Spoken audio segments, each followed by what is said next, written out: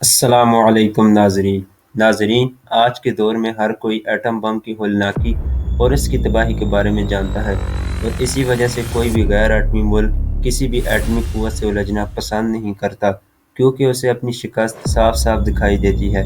پہلے ایٹمی طاقت صرف یونائٹڈ اسٹیٹ کے پاس تھی، جس کی وجہ سے کوئی اس کے سامنے کھڑا نہیں ہو سکتا تھا، لیکن اب دنیا میں تقریباً 9 ممالک ایٹمی قوت بن چکے ہیں، جن میں یونائٹڈ اسٹیٹ، روس، فرانس، برطانیہ، پاکستان، انڈیا، اسرائیل، چائنا اور نارتھ کوریا شامل ہیں۔ لیکن ایٹم کیسے بنا اور کیا اس کے ذخائر حادثاتی طور پر دریافت ہوئے، اور اس میں کون کون سے ذخائر پائے جاتے ہیں، کمپلیٹ انفارمیشن آپ کے ساتھ شیئر کریں گے، لیکن اس کے لیے آپ نے ویڈیو کے اینڈ تک ہمارے ساتھ جڑے رہنا ہے۔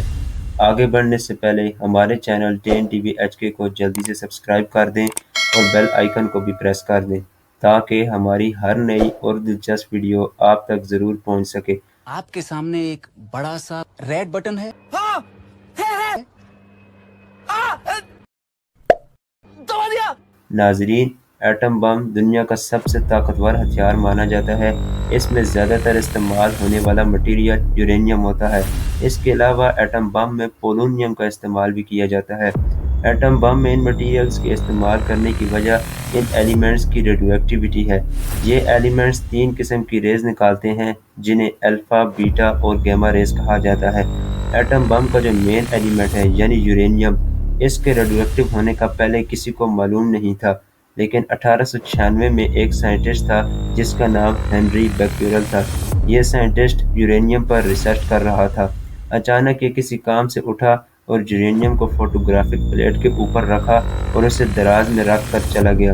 جب وہ واپس اس پر ریسرچ کرنے آیا تو اس نے یہ بات نوٹ کی کہ جب وہ یورینیم کو چھوڑ کر گیا تھا تو وہ جس پلیٹ پر چھوڑ کر گیا تھا وہ بالکل صاف تھی، لیکن جب واپس آیا تو اس نے دیکھا کہ پلیٹ پر کچھ نشانات پڑے ہوئے ہیں۔ وہ نشانات یورینیم میں سے نکلی ہوئی ریز کی وجہ سے پڑے تھے، جنہیں الفا، بیٹا اور گیما ریز کا نام دیا گیا۔ یوں ایک حادثاتی طور پر یورینیم کے بارے میں پتہ چلا کہ یورینیم ریز ایمٹ کر سکتا ہے۔ اس ایمیشن کی وجہ سے اسے ریڈیو ایکٹیو ایلیمنٹ کا نام دیا گیا۔ اس سائنٹسٹ کے بعد 2 اور سائنٹسٹ، میری کیوری اور پیری، ان دونوں نے بھی 2 اور ریڈیو ایکٹیو ایلیمنٹس دریافت کیے، جنہیں ریڈیم اور پولونیم کا نام دیا گیا۔ یورینیم کے زیادہ تر ذخائر آسٹریلیا، قازقستان اور کینیڈا میں پائے جاتے ہیں۔ اب یہاں پر انسان کے دماغ میں ایک سوال یہ اٹھتا ہے کہ آخر یورینیم میں ایسا کیا ہوتا ہے کہ اس کی چھوٹی سی مقدار کئی علاقے تباہ کر دیتی ہے؟ تو اس تباہی کی وجہ فشن چین ری ایکشن ہوتا ہے۔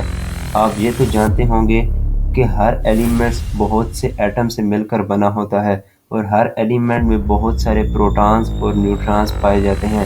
جب کوئی نیوٹران اپنی جگہ چھوڑ کر کسی یورینیم سے جا کر ملتا ہے، جیسے کہ یورینیم 235 ہے، تو ان سے ملنے کے بعد یہ ان کی فزیکل کنڈیشن کو اب نارمل کر دیتا ہے، جس کی وجہ سے وہ یورینیم بلاسٹ ہو جاتا ہے اور 2 نئے ایلیمنٹس ریلیز کرتا ہے، اور ساتھ ہی ساتھ 3 نیوٹرانز بھی ریلیز کرتا ہے، اور وہ 3 نیوٹرانز اگلے 3 یورینیم ایلیمنٹ سے مل کر ان کی فزیکل کنڈیشن کو ڈسٹرب کر دیتے ہیں، اور پھر وہ بھی بلاسٹ ہو کر 2 ایلیمنٹس اور 3 نیوٹرانز ریلیز کرتے ہیں، اور یہ پروسیس اس وقت تک چلتا رہتا ہے جب تک ان نیوٹرانز کو آگے کوئی یورینیم ایلیمنٹس نہ ملے۔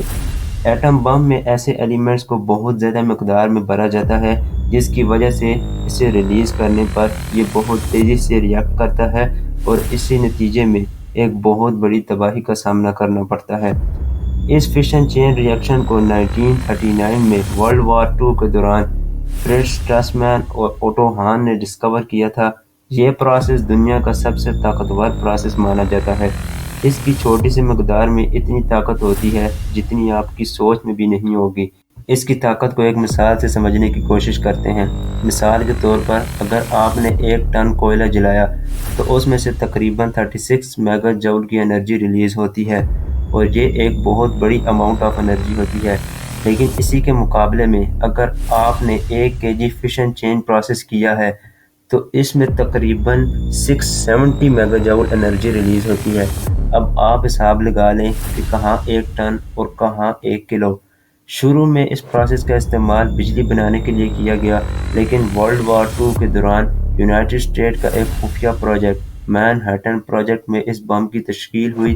اس پروجیکٹ کے سائنٹیفک ڈائریکٹر ایک امریکن تھیوریٹیکل فزسٹ جن کا نام رابرٹ اوپن ہیمر تھا، انہوں نے اپنی کوشش اور نگرانی میں پہلا ایٹم بم بنایا اور اگست 1945 کو ایٹم بم کا پہلا وار جاپان کے ہیروشیما اور دوسرا ناگاساکی پر کیا گیا، جو کہ ایک کامیاب وار تھا، اور اس وار کو ٹرینیٹی ٹیسٹ کا نام دیا گیا۔ ان دونوں شہروں پر جو بم گرائے گئے ان دونوں کا نام الگ الگ تھا۔ ہیروشیما پر جو بم گرایا گیا اس کو لٹل بوائے کا نام دیا گیا۔ اس کا ٹوٹل میس 4500 kg تھا، جبکہ اس میں 64 kg یورینیم کا استعمال کیا گیا تھا۔ اسی طرح ناگاساکی پر جس ایٹم بم کا استعمال کیا گیا اسے فیٹ مین کا نام دیا گیا۔ اس کا ٹوٹل میس 4800 kg تھا، جبکہ اس میں پولونیم استعمال ہوا تھا جس کی مقدار 62 kg تھی۔ یہ دونوں بڑے ہی زوردار وار تھے اور انہی حملوں نے جاپان کو امریکہ کے سامنے گھٹنے ٹیکنے پر مجبور کر دیا۔ دوستو، ایٹم بم کو دنیا کا سب سے طاقتور ہتھیار مانا جاتا ہے، لیکن اس سے بھی خطرناک ایک اور بم ہے جسے ہائیڈروجن بم کہا جاتا ہے۔ اب آپ کمنٹ کر کے بتائیں کہ کیا مجھے اس پر ویڈیو بنانی چاہیے یا نہیں۔ ویڈیو اچھی لگی ہو تو لائک کریں اور ہمارے چینل کو سبسکرائب کریں اور اس انفارمیشن کو اپنے دوستوں کے ساتھ بھی ضرور شیئر کریں۔ اسی کے ساتھ آج کی مزدوری یہیں ختم کرتے ہیں۔ اگر تمہیں ویڈیو پسند آئی تو لائک مارو یار، مجھے نہیں پتا، مجھے 2 ملین لائکس چاہیے، کیسے نہ کیسے کر کے مجھے چاہیے۔ اتنا جھلا میں کبھی نہیں ہوں گا اپنی پوری زندگی میں جتنا اس میں جھلا ہوں، مجھے چاہیے ہی چاہیے، تو لائک مارو۔ اور اگر تم لوگ نئے ہو تو سبسکرائب کرو، وہ جو لال والا بٹن ہے اس پہ پھوٹ پھینک کے مارو یا پھر موم بتی، مجھے نہیں پتا، بس کلک ہو جانا چاہیے۔ اب میں بھی جا رہا ہوں، مجھے پیسوں کے پیچھے بھاگنا ہے۔ بائے۔